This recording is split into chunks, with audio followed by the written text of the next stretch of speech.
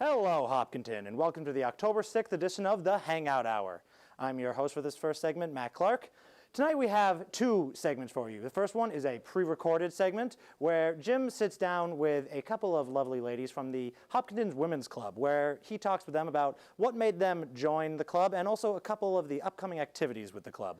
And after that, Jim will be sitting down to a live interview with Hopkinton Superintendent Carol Kavanaugh about what's going on in the schools and about the continuing mask mandates in town. And so let's get into that first clip. Thank you, and I hope you enjoy. So, thank you all for being here with us today. I'm looking forward to finding out more about your perspective on the Hopkinton Women's Club, things that you like and things that you're involved in. But just in case some of our viewers haven't met you yet, if we could just go down and introduce ourselves. Hi, I'm Diane Chikoski. I've been living in Hopkinton now for about a year from Colorado. Okay. I'm Sandy Lucchese, and I moved to Hopkinton in 1985. Quite different back then. It sure was. It sure was. Hi, I'm Ann Ringaviz, and I have been in Hopkinton approximately a year, and I moved here from Vermont. Okay. How did Hopkinton attract you and pull you away from Colorado? Oh, that was my husband.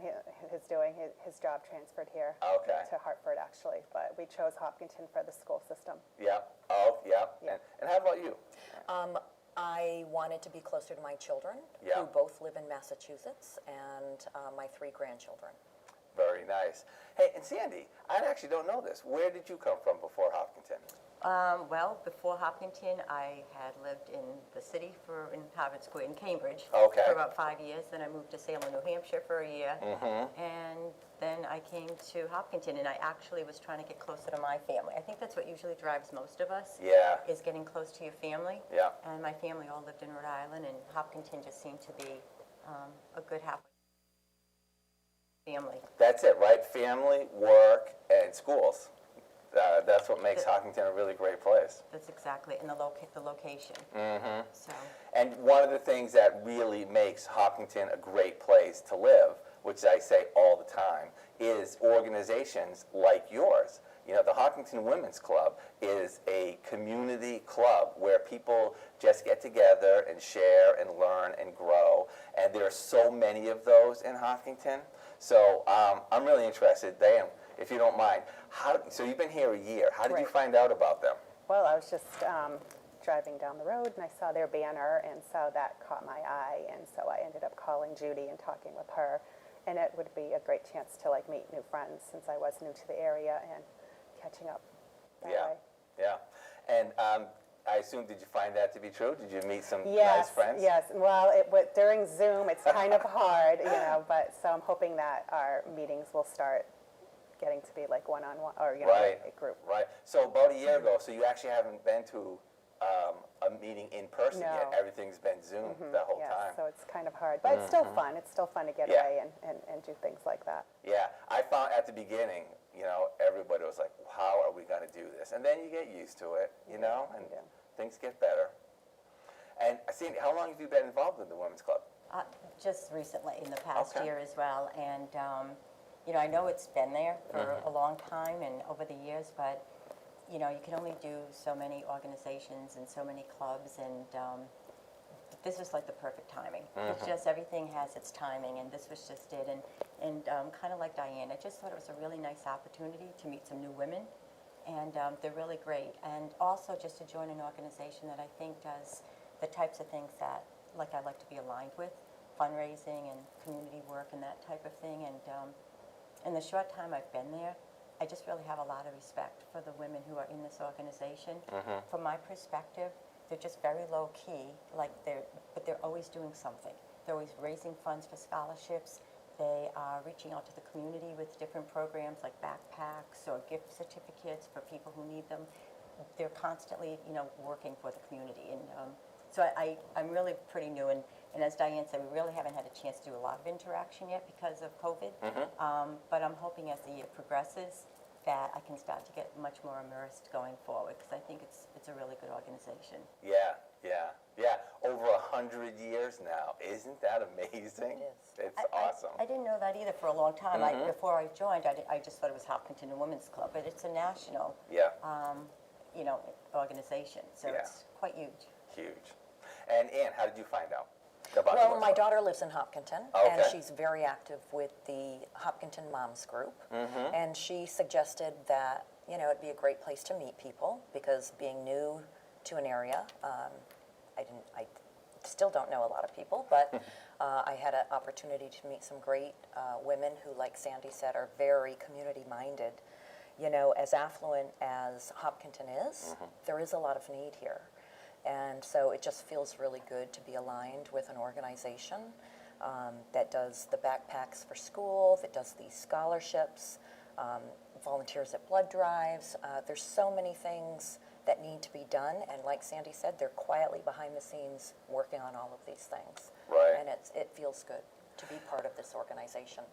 Moving during a pandemic is not conducive to meeting a lot of new people. I'm sure.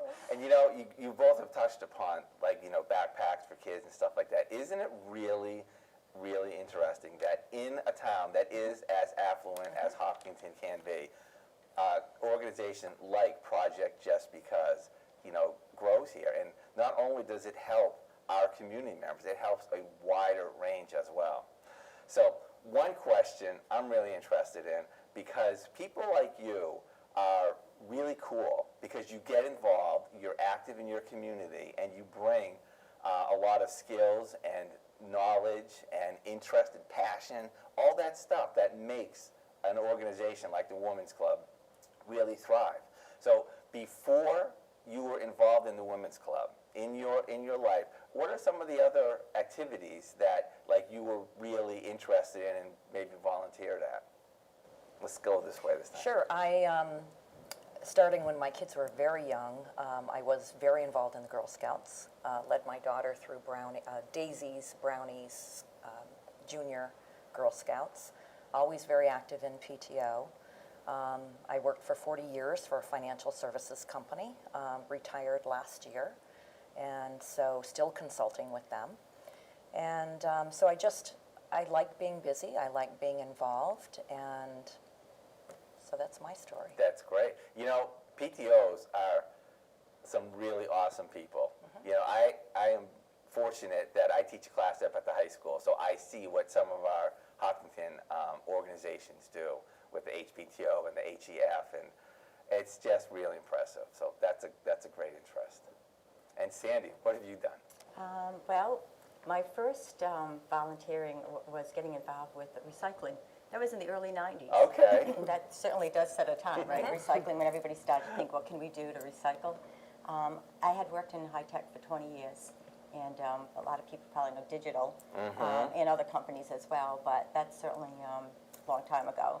And so when I left for a few years to stay home with my kids, I just figured I'm going to start volunteering. And I had really not done a lot of it because I was working full-time with kids. And from there, I joined the PTA and did my first couple of silent auctions. Oh, yeah. Didn't even know what they were, and somebody asked me if I would chair the soliciting piece. I had no idea what a silent auction was. I'd never been to one. And then from there, I chaired a few silent auctions and house and garden tours. And then I was lucky enough to actually do the opening events for Hopkins School, and also to chair the opening for the high school. Okay. Remember those 3 Yes. days? That was a nice weekend. Yes, it was.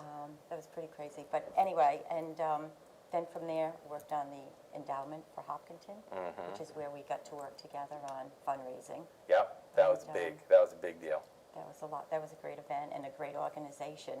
And then from there, I worked with the Center for the Arts for the capital campaign. And other than now, I'm pretty much focused on at RE/MAX. We have a charitable foundation and a president of the charitable foundation. And kind of like you were saying, it's really an opportunity to find out there's a lot of need out there that most of us would never think of, except when people approach you and you start to realize what there is. Yeah. So those are some of the things, and now I've got the opportunity to work with the Women's Club. So I'm really pleased about that. Yeah, that's really great. It's really hard in today's world. It's often hard to admit that you're having a tough spot and you're having a season of need. Our culture doesn't really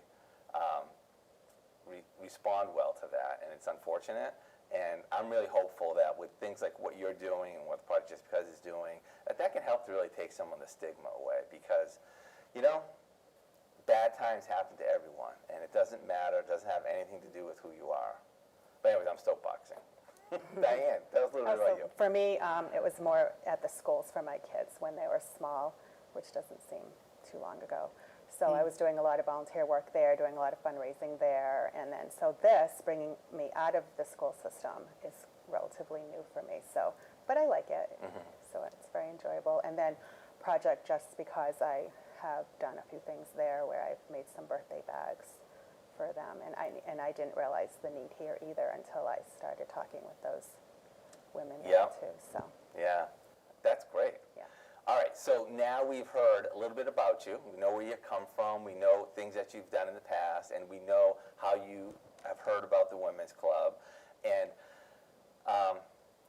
you have mentioned that you, those of you who are new, were like looking to meet new people and make some friends and stuff. And I'm curious to know, was it scary or nervous? You know, were you worried that, oh, I'm going to raise my hand and this group is going to like suck me up and, you know, put all these things on me and I can never get out of it? Or what was the experience like as all three of you approached and joined? Let's start with you, Sandy. Oh, I kind of liked being in the middle here. Let me get all the questions first. So that was, you know, a kind of a question because they were just very, like, as soon as you join, they're like, oh, there's all these committees, and there's a lot. I mean, I actually brought them, because I can't remember all the committees. I think there's like 11 of them or so, but you realize that it's kind of, you could do as much, I think you can do as much or as little, I hate to use that word, as you want to. They'll have you do everything you possibly can because everybody's always looking for help, right? That's the whole purpose of the organization. But so it's really nice the way it's like, you know, join a committee, and that's also a way to get to meet people. I mean, you know, if you join more committees, you get to meet more people, right? And work with them. But so you can get as involved as you want or as little, because some people, and sometimes we all want to, you know, sometimes you want to just get in an organization and start to feel your way through it, to know what they do before you make a huge commitment. But I guess the point is if you do join, it's all there for you. If you want to spend a little time, you can. And if you want to commit a lot of your time, you can do that just as easily. And they'd be glad to have you. Yeah. So. Okay, good. So, Diane, was it scary when you were first deciding? And what other clubs did you, actually I don't want to go there because I don't want to get into a competition between clubs, but when you were deciding to reach out and make a connection at the Women's Club, how did that go? No, Judy was very inviting, and even on the Zoom calls, you know, Sandy's right, you can just do as much as you want or as, you know, little as you want. And I felt very welcomed, and I got to this fundraising committee and all the other committees pretty quick. But yeah, and they're very welcoming, yes. Great. What was your experience, Anne? The same. Very welcoming group of people. Judy, who's in charge of membership or bringing new members on, was very welcoming and friendly. And the first meeting was a Zoom call. I joined just before the summer hiatus. And then they had a beautiful luncheon, and we had an opportunity to go in someone's beautiful yard with gardens. Just to have a nice luncheon for the end of the year. We've had one social down at Central Public House, which was a lot of fun, and another opportunity to meet these very wonderful ladies that live in Hopkinton. And so I'm not a shy person, so I wasn't kind of intimidated at all. They were just very welcoming, and it's a great group. Okay, great. Now, we're going to talk a little bit in a minute about Judy and if somebody's interested in getting involved. So once you made a connection, once you joined the club, once you became part of it, Sandy, you mentioned there were like 11 committees out there. And knowing that we still are in the unprecedented pandemic times and you haven't had a lot of experience with in-person meetings, have you joined any of the committees, and what are you involved with, and what have you done so far in your last year here? I have joined the blood drive committee. So we've organized volunteers to volunteer at the blood drives, and the first one that we're participating in is October 26th. I can't remember exactly where it is. Okay. But more to come on that. That'll be on the Women's Club Facebook page, which I would encourage anybody to like that page so that they can find out what the women's group is up to. Okay. And so yeah, I did join a committee and working with Jackie, and very excited to volunteer on the 26th at the blood drive. Excellent. All right. And just to mix it up, Diane, I'm going to go to you next. Surprise. Surprise.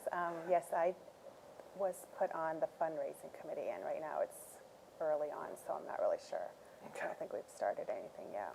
Okay. Yeah, that's a big deal. You guys do a lot of scholarships and Yeah. a lot of support in the community. How about you, Sandy? I'm on the fundraising committee as well. Okay. And so far, we have the centerpieces. Oh, yes, we On do have the November centerpiece, 13th, yes.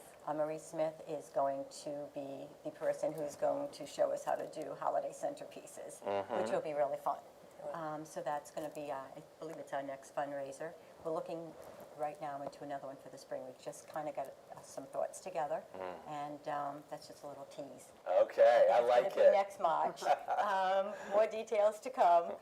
We still have to have a meeting to plan and all that, but so we have something that we're looking at. And I also know that there's going to be a group making Christmas or holiday ornaments for December, selling those as well. So that's, again, they're always in the background. Yeah. Have multiple things going at one time. So that's the organization I joined. Yeah. I also was just looking at my notes. You mentioned scholarships, and I have a note here that says they did $7,000 to the high school graduates. Wow. So I believe that was in the past year. Yeah. So Wow. Just That's- that's really impressive. It really is. It really is. And I just think that scholarships are such a cool statement to the community. You know, you're supporting the next generation that's coming up as they prepare to, you know, take the reins of the world at some point in the future. So it's like a really nice paying it forward, as they say. So that's really kind of cool. So, and you know, the holiday stuff, I remember last year I was posting some information about, I think it was Marie Smith was working, making some beautiful, beautiful things. So that's going to be great. Mine may not look like what she does, but they'll have some of the same components. But you know, they don't have to, right? Right, They don't right. have to. All right, so let's just take a quick minute now and say, if somebody is listening to this and says they like the sound of this, you know, it sounds like a nice community, how might somebody go and get involved and learn more and decide if they want to join or not? Well, Ann Go ahead. mentioned there's a Facebook page, Yeah. which is a really good place to go to. And then our website is just hopkintonwomensclub.org. Okay. If they want to go to the website. And then Judy, who is in charge of membership, and hopefully this can all go up on the screen or something, is hopwcmembership@gmail.com. Okay. And that'll get you to Judy, who can, like the other lady said, just really be helpful in explaining the organization and kind of welcoming you into it. Okay, great. So, other than connection and friendship, what would you say to this point has been the thing that you've enjoyed the most over the past year? Whether it be, you know, one of the Zoom events or a connection that you made, or, you know, just like when you look back at the past year, living on Zoom, you would say, this was like a really nice thing that I enjoyed doing with the Women's Club. Yeah, I guess the Zoom, I would have to say, because I really haven't been anywhere else, except for we did go to that one restaurant.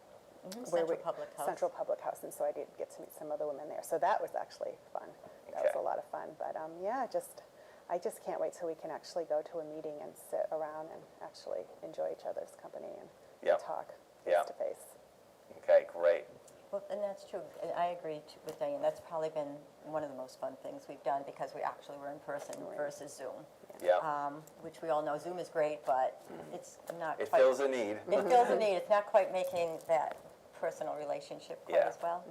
So Central Public House was really nice. And even with the fundraiser that we're going to be working on for the spring, I know we're going to be meeting in another couple of weeks to look at a place. And I'm even looking forward to that because there'll be a few of us, again, working together. And one of the nice things about volunteering is just, it's truly the best way, I think, to make friends and acquaintances because you're working on a common project and a common cause. And so I'm really looking forward to being able to see people in person. Great, cool. And you, Ann? The same. I Yep. think the Central Public House social was, I think we were all dying to get out of the house, and it really filled a need for a lot of us, and to connect in person with our fellow club members. And the luncheon at Kathy Yankee's house was lovely. We all brought birthday bags to share with Project Just Because, and so all of those things are just so important. And you know, it's such a incredibly community-minded group, and that sense of community is real and just feels really good. Yeah, that's great. And in fact, you also, I was just thinking of this, you have great speakers too. You have a speaker series that's going on. And I don't know if you're able to make the last one on Zoom, but they had Margaret, who was an FBI agent, and she's got a fascinating story, and that was very interesting to share too. So, you know, there are oftentimes some like really interesting topics that are going on. That was recorded, by the way, and it is out on the web, so Yep. anybody can listen to Yep. her speech about her career at the FBI. Yep. It's also on my edit station right now. It's going to be airing on HCAM. Oh, good. Exactly. So, yeah, that's how I knew about it. In addition, Margaret was on this show a few weeks ago and talked a little bit about her history, too. All right, so I don't know if there's an answer to this, so it's okay if there's not, but I'm just curious. Things are not fully back or open yet, but it's kind of trending in that way. So I'm just curious if any of you have any thoughts of what you're looking forward to, other than, I know we're all looking forward to meeting people in real life again. Are there any activities or events that the Women's Club has on their calendar coming up that you are interested in at this time? Well, the centerpiece one, which is really soon, that's Yep. November 13th, and I'm sure folks can find that online as well on our Facebook. So, Exactly. Yep. and it'll be publicized as well. And also starting to work on our spring fundraiser for next March, I think is what I'm really looking I forward am to. too. I'm looking forward to that one too. Right? Yes, very much And so. maybe we should be singing. I don't know if we I should don't be. know. I don't know. But anyway, so working on events going forward and attending the centerpiece and working if they need help on the ornaments for the holidays and just working with the other women. Yeah. I also took a look at the scheduled for the year. We just got our new handbooks. It looks like in February we'll be doing carrying bags for domestic violence, and also in March container gardening. So that sounds like fun to me. When everybody's dying for spring. Now, doesn't that right there, isn't that just a really nice encapsulation where there's a project that is completely community-centric and helping others, and then there's another project that is kind of like self-rewarding, you know? Exactly. And give yourself a break and, you know, enjoy something. So that's what I think the Women's Club does really well. In fact, we haven't said this, I don't know if anybody knows it, but I think that there's a lot of members to your club. I don't know the number, but it's a good-sized club. I think it just hit over 50. Oh, is that right? Yeah, Wow. yeah. That's great. It's a nice size. And it's a really nice mix of caring for yourselves and caring for others and contributing to the community. Exactly. And I think a lot of new members have recently joined. I think so too. Which- At least 10 or 12. Right, which is great because it's just new folks coming in, and you have the women who have been doing it for a long time, and they have all the experience of how to run it and all the fundraisers they do, and then new folks joining. And I know for myself, I've been thinking just even recently, who I'd like to invite to maybe come to an event Yeah. to get them to start thinking about it and possibly to join. So Yeah. I just feel like there's going to be more folks, more I women agree. joining as well. Yeah, it's so rewarding. It's like this is like one of the really great ways to get to know others, make friends, and contribute to the community. It's really great. So, Diane, Sandy, and Ann, thank you so much for coming on the show and talking about your stories and sharing a little bit about the Women's Club. Thanks, Jim. Thank you, Jim.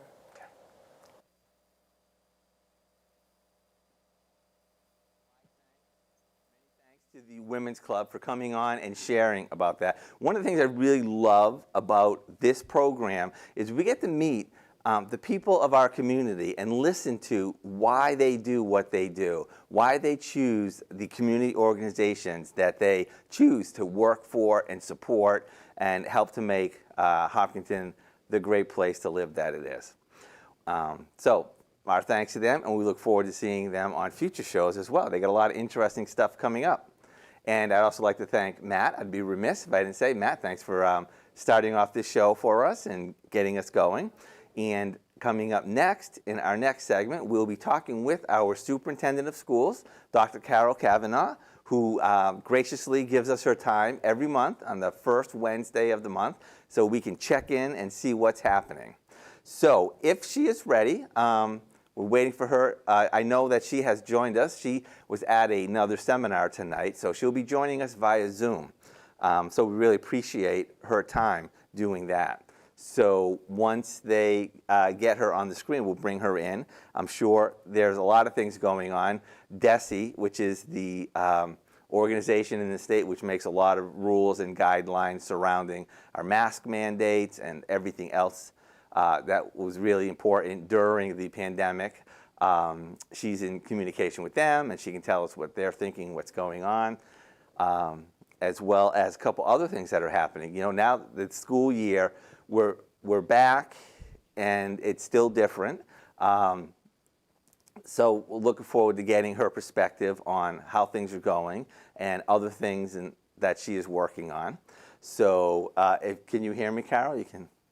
Okay, she's just working on connecting her audio. And once that happens, we'll come in. While we're waiting for that, I would like to just invite anyone who is involved with our community to be in touch with us. We'd love to have you on the Hangout Hour and share your story and your activities and what you're doing. So that's all really good. I just want to take one quick second. Matt, make sure that you have the setting on the desktop set to control room and not master control so that the audio will come there. Okay, good. And then unmute. Okay, all right. Okay, so I'm not sure she can hear me yet, but she's looking like she's getting close. And I'm not really sure, actually, I'd like to give you a preview of what's coming up. We actually, I'll be honest with you, we have like really interesting stuff coming up in the future for Wednesday nights. I hope that you can help reserve Wednesday nights for us here at HCAM, because there's a lot of government coverage that we do here in town, and there are a lot of government meetings on Mondays and Tuesdays and Thursdays. So Wednesday, in addition to being Print Spaghetti Day, if you happen to get that reference, is also a day that we are bringing forth a lot of new programming, and we're either premiering it or we're running it live. So we have volunteers right in our control room who are bringing our show to you live. And once we have a couple series that we're in pre-production right now, and once we get those on the slate and we start producing them, then we'll give you more information about what those are, and hopefully you can tune in and check out what's going on here. And in fact, if you find it interesting and compelling, you're also welcome to come down and check us out and see what we do here. I'm told we have a very nice studio, which we're very grateful for. And if you have an interest in making TV, then we can train you how to use the equipment. If you have an idea for a show that you think would be good, that you would like to share with your community, then you can do that as well. So you can either be behind the camera or you could be in front of the camera, bringing your ideas to our community.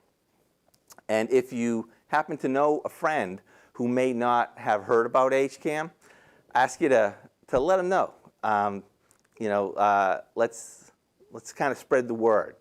Our website is hcam.tv, and a lot of times people will say, oh, .com, and it's actually, we pay extra for that, so it's just 6 letters, hcam.tv, and you'll find our website. Everything that we do shows up on that website, whether it is news or whether it is programming or whether they are community bulletins. The community will send in photographs, or we'll be out in the community taking photographs. Then we put everything there. That's kind of like the nerve center. We do have other avenues, social media. We have YouTube and Facebook and Twitter, all that stuff. And you're welcome. You'll find links to it there. We try to make everything as much as we can be HCAM TV. So if you go to facebook.com/HCAM TV or twitter.com/HCAM TV, that's where you will find us. And anything that you like and would like to share, we really appreciate that. We try really hard to cover as much as we can in the community, and would really appreciate any help that we can get in letting other people know. Because I've kind of realized that I will never produce one program that I'll be able to say, we're all done. We've done a really cool show and everybody knows about us. Some people find us because they're interested in town government. Other people find us because they really like arts and culture programming. Other people find us because they like Hiller sports, and we cover a lot of Hiller sports. Other people find us because their kids are graduating from high school or being step-up promotion from the middle school, and they'll find us that way. And once you find us and see, you may find things out about your community that you didn't know about. We do a lot, as much as we can, with the clubs in town and promote what they do and stay connected with them, and we bring that all to you. So you may find a club that you weren't even aware of, such as the Women's Club or the Garden Club or anything like that, and it can help to connect us.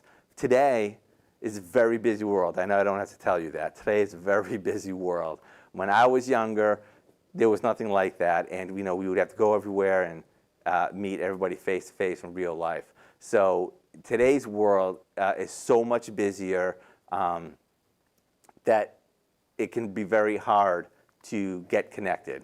I know a lot of times when I actually teach a class up at the high school, and we talk about when we're producing stuff for the news program that we do, it's very hard because it's almost like a wall of content. There's so much going on. The students today are so active. They have so many things that they're doing and that's going on that it's hard. It's hard to break through, and it's hard to get recognized. And there are a lot of events where they're raising money for a charitable cause, and you got to try to get the word out there. So we try to organize everything and sort it so people can be aware of and connect with as much as they can, as much as they have bandwidth for. So if something like that interests you, if you would like to be involved in your community, then you're welcome here. You're welcome to come down and learn how to use equipment. You're welcome to come down and sit where I'm sitting and be part of bringing content and information out to our community. So it's a very important thing, and that's my career. That's what I've been doing. I worked in Westboro for a long time, and then I was here when HCAM first got started, and My passion is community information, and this is a great place to be for that. We have a wonderful and supportive board of directors. We have a great crew of volunteers who help make this station go round. So it's very rewarding, and it's a lot of fun. All right, Carol, can you hear me now? I can hear you, Jim, but I'm not sure if you can hear me. I absolutely can hear you. Hello. Oh, that's great.